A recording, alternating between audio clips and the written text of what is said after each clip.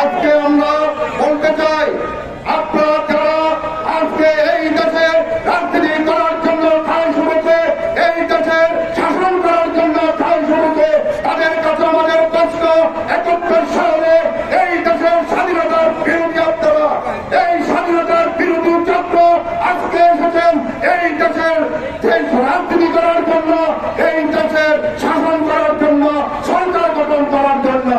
আমরা আপনাদেরকে বলতে চাই, গত ৭০ বছর আমরা যখন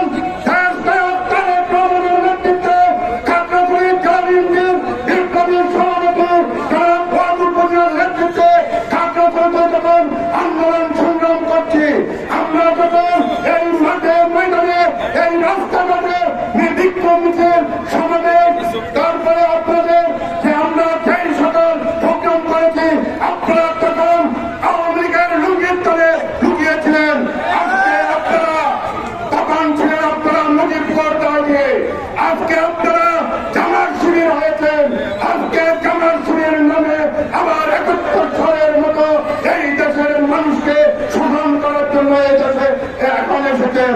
আপনারা নারীদের ইজ্জত নষ্ট করার জন্য এসেছেন।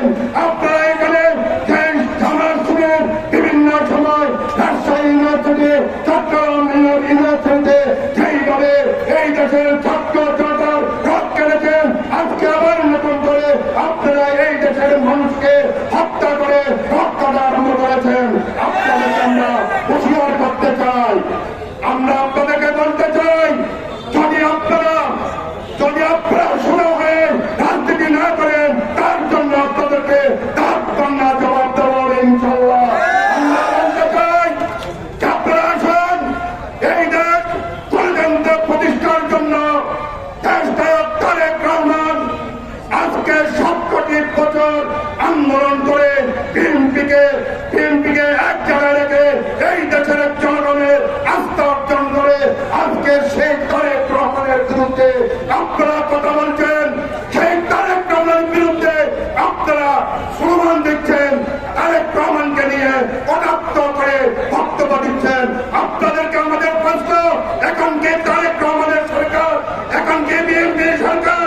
আপনারা যেখানে অন্তর্বর্তীকালীন সরকারে দেশ পরিচালনা করছে, সেইখানে অন্তর্বর্তীকালীন সরকারের বিরুদ্ধে কোনো কথা না বলে এই দেশের বিএনপি একটি রাজনৈতিক দল, এই দেশের গণতন্ত্র সরকার প্রতিষ্ঠার যেই দল, সেই বিএনপির বিরুদ্ধে আপনারা উঠে পড়ে লেগেছেন। আপনাদের এই উঠে পড়ে লাগার পিছনে ষড়যন্ত্র, এই দেশের যে নির্বাচন যাতে না হোক সেই জন্য আপনারা ষড়যন্ত্র করছেন। এই ব্যাপারে আমরা আপনাদেরকে সতর্ক করছি। এই দেশের মানুষ গত ৬০ বছর যে নির্বাচনে ভোট দিতে পারেনি, এই দেশের মানুষ নিজেরা গিয়ে কান্নে গিয়ে ভোট দিতে চায়, সেই ভোটের পক্ষে জনাব তারেক রহমান, সেই ভোটের পক্ষে জনাব তারেক রহমান, সেই বিএনপি আজকে সেই বিএনপি আন্দোলন